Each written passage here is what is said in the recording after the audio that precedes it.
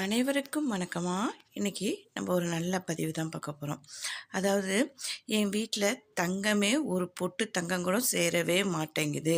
அப்படியே நான் தங்கம் வாங்கினாலும் எனக்கு வீட்டில் தங்கவே மாட்டேங்குது, அடகுக்கு போயிடுது. அடகுக்கு போகிற நகை என்னால் திருப்பி மீட்கவே முடிய மாட்டேங்குதுமா அப்படின்னு சொல்கிறவங்களுக்காக தான் இந்த பதிவு. இது பார்த்தாவே உங்களுக்கு தெரியும், ஆவாரம்பூ. இது பார்க்கும்போதே தங்கம் போல் மஞ்சள் கலரில் ஜொலிக்குது.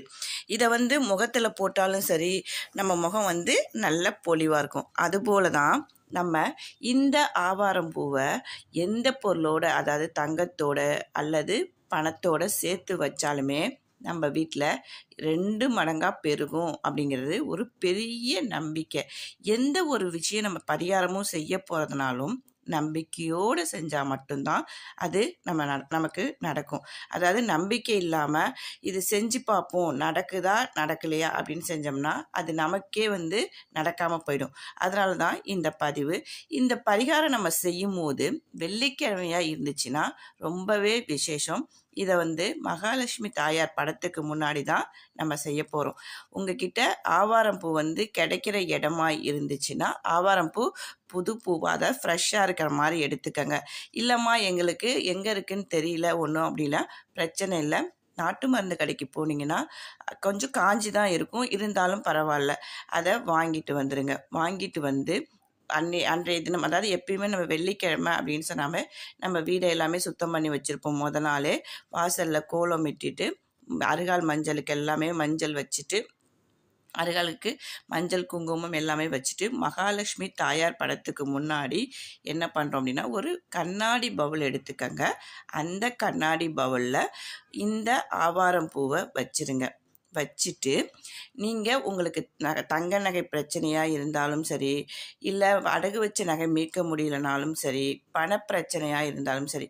இப்போ எங்கள் வீட்டில் பணமே தங்க மாட்டேங்குதுமா, நல்லா சம்பாதிக்கிறோம், ஆனால் எங்கள் வீட்டில் அது ஏதாவது ஒரு ரூபத்தில் தேவையில்லாத செலவாக, விரைய செலவாக போயிடுது, மருத்துவ செலவு வந்துடுது அப்படின்னு சொல்கிறவங்க பணத்தை, அதாவது அதிகமாக வேண்டாம், 11 ரூபாய் 10 ரூபாய் நோட்டும் 1 ரூபாய் நாணயம் மட்டும் வச்சு அந்த ஆவாரம் படத்துக்கு முன்னாடி மகாலட்சுமி, அந்த ஆவாரம் பூவோட மகாலட்சுமி படத்துக்கு முன்னாடி வச்சிருங்க. இல்லை நகை பிரச்சனையாக இருக்கிறவங்க ஒரு சின்ன குண்டுமணி, ஏதாவது உடஞ்ச தங்கமாவது, நம்ம வீட்டில் திருகாணி இல்லாத மூக்குத்தி அந்த மாதிரி ஏதாவது வச்சுருப்போம் பார்த்தீங்களா, அந்த மாதிரி எடுத்துக்கோங்க. எது இருக்கோ அதை வச்சு அந்த பூவோடு வச்சுருங்க. அடகு வச்ச நகை இன்னும் மீட்கவே முடியல அப்படின்னு சொல்கிறவங்க அந்த அடகு சீட்டு இருக்கும் பார்த்தீங்களா, அதை தண்ணி கிண்ணி எதுவும் படாத மாதிரி இல்லை ஒரு கவருக்குள்ளையாவது வச்சு அந்த சீட்டையும் எடுத்து நீங்கள் என்ன பண்ணணும், ரசீதையும் எடுத்து அந்த பூ வச்சுருக்கோம் பார்த்தீங்களா, அதில் வச்சுருங்க. மறுபடியும் சொல்கிறேன், இல்லை தண்ணி எதுவும் பட்டுடுச்சுன்னா அலைஞ்சிரும், அப்போ நம்ம மீட்கும் போது பிரச்சனைகள் வரும். இந்த மாதிரி செஞ்சுட்டு உங்களுடைய வேண்டுதல், இப்போ எனக்கு பணமே சேர மாட்டேங்குது, பணம் சேர்ந்தாலும் விரயமாயிட்டுருக்கு அப்படின்னு நினைக்கிறவங்க அந்த மாதிரி என்ன வேண்டுதலோ அதை வேண்டிக்கோங்க. என்கிட்ட நகையே சேர மாட்டேங்குதுமா அப்படின்னு நினைக்கிறவங்க நகை எனக்கு நிறைய சேரணும் அப்படிங்கிறது, இது வெள்ளிக்கிழமை மகாலட்சுமி படத்துக்கு முன்னாடி வச்சுட்டு இதை நீங்கள் வேண்டிக்கிட்டே வரும்போது உங்களுக்கே நல்ல மாற்றங்கள் தெரியும். கண்டிப்பாக பண வரவாக இருக்கட்டும், நகை சேர்றதா இருக்கட்டும், எல்லாமே நடக்கும்.